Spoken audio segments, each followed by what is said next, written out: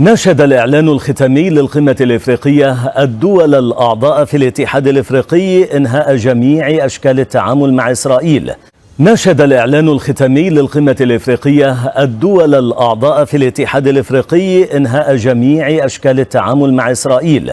ناشد الإعلان الختامي للقمة الإفريقية الدول الأعضاء في الاتحاد الإفريقي إنهاء جميع أشكال التعامل مع إسرائيل.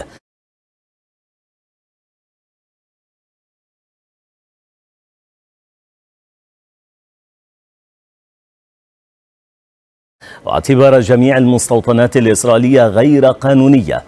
واعتبار جميع المستوطنات الإسرائيلية غير قانونية. واعتبار جميع المستوطنات الإسرائيلية غير قانونية.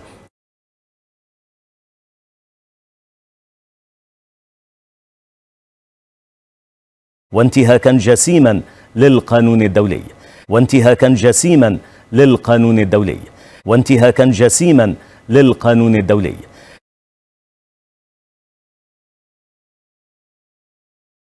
كما أعلنت القمة الإفريقية 34 في ختام أعمالها التزام الدول الأعضاء بتعزيز الاستجابة الجماعية لوباء كورونا. كما أعلنت القمة الإفريقية 34 في ختام أعمالها التزام الدول الأعضاء بتعزيز الاستجابة الجماعية لوباء كورونا. كما أعلنت القمة الإفريقية 34 في ختام أعمالها التزام الدول الأعضاء بتعزيز الاستجابة الجماعية لوباء كورونا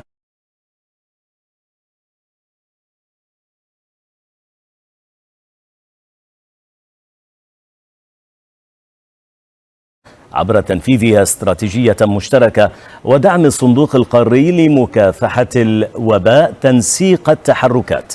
عبر تنفيذها استراتيجية مشتركة ودعم الصندوق القاري لمكافحة الوباء تنسيق التحركات.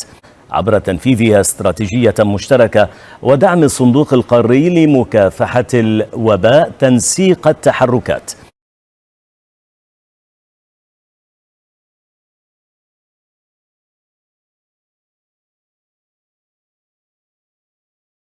كما دعا البيان الختامي إلى تقديم الحلول السياسية لتسوية سلمية للنزاعات في إفريقيا تطبيقا لمبادرة إسقاط البنادق.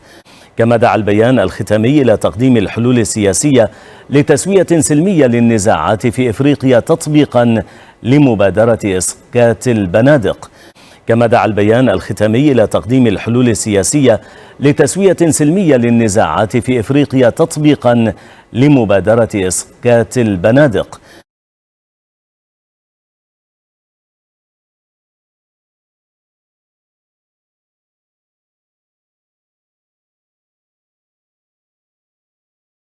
ودعا إلى مضاعفة الجهود للسيطرة على التدفق غير المشروع للأسلحة.